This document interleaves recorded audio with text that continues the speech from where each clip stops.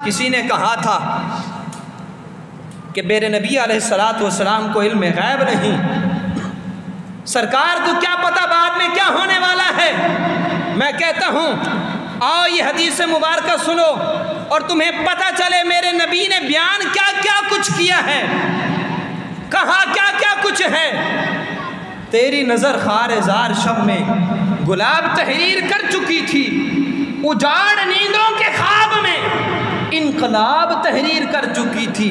अरे मेरे जहन के फलक पर जो सवाल चमके तो मैंने देखा प्यारे करीम आका अलैहिस्सलातु वस्सलाम के ज़माने की खाक उनके जवाब तहरीर कर चुकी थी।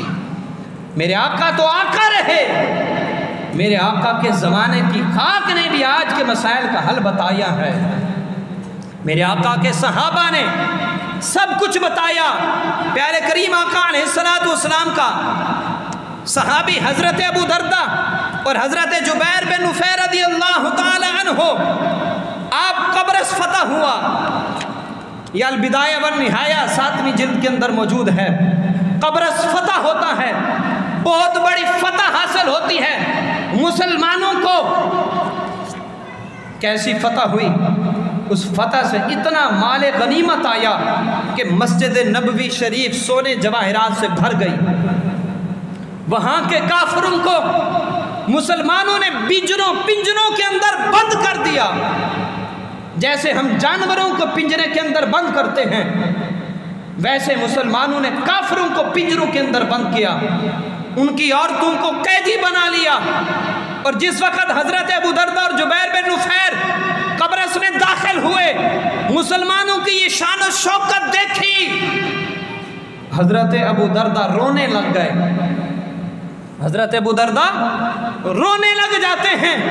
हज़रत जुबैर बिन नुफैर अर्ज़ करते हैं, कहते हैं अबू दरदा क्या हुआ?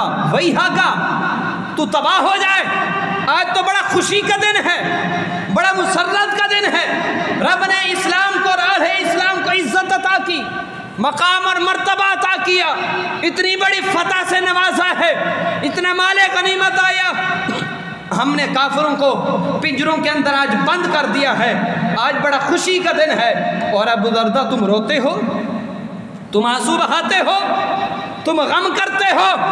हज़रत अबू दरदा रज़ियल्लाहु ताला अन्हु ने जो जवाब दिया, आज वो जवाब उम्मते मुस्लिमा के लिए मशाले राह है, एक आइन की, कानून की, ला की हैसियत रखता है। हज़रत अबू दरदा ने क्या कहा? कहा जुबैर बिन नुफैर तुम मुझे कहते हो कि मैं खुशी मनाऊं, मैं मुसर्रत करूं, मैं शादियाने बजाऊं कि आज हमें फतह मिली है। कहा ज़रा तस्वीर का दूसरा रुख भी तो देखो, ज़रा तस्वीर का दूसरा रुख भी चेक करो। फरमाया जिन लोगों को आज हमने पिंजरों के अंदर बंद कर रखा है, कहा ये कैसी उम्मत थी? कहा हाज़िही उम्मतुन काहिरा, कहा ये सबसे बड़ी मजबूत कौम थी। कहा दुनिया में इससे बड़ी ताकतवर कौम दुनिया में नहीं थी। दुनिया इससे लड़ना तो दूर की बात, इससे लड़ाई का सोचती भी नहीं थी। इतनी पावरफुल कौम थी ये, इतनी ताकतवर कौम थी। कहा क्या हुआ? आज हमने इन्हें जानवरों की तरह पिंजरों के अंदर बंद कर दिया है। आखिर वजह क्या बनी? सूरत हाल क्या हुई? आखिर कितनी मजबूत कौम पिंजरों में बंद। कहा क्या हुआ? कहा इन्नहु लम्मा दय्या अमरल्लाह, कहा इन्होंने रब के हुक्म की नाफरमानी की।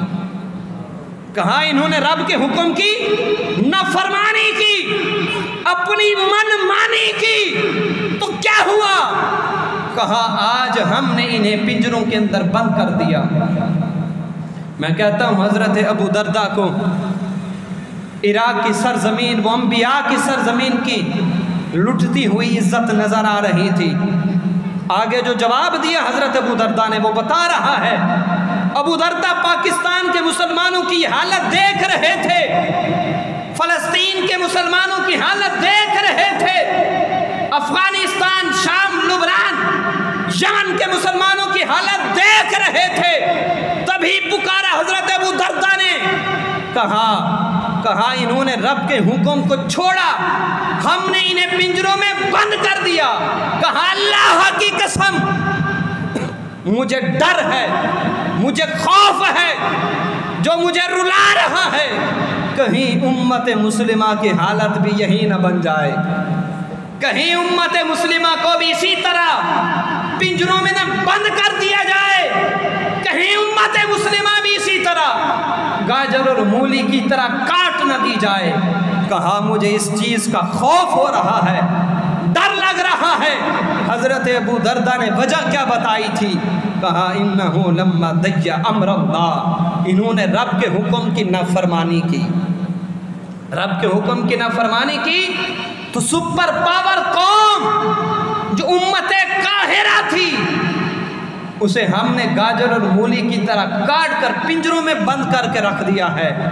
कहा अगर उम्मत मुस्लिमा ने भी अगर रब के फरामीन को छोड़ा, रब के भगोड़े बने, अगर दीन इस्लाम के दामन को छोड़ दिया, कहा फिर उसकी हालत भी यही बनेगी, फिर यही कुछ होगा।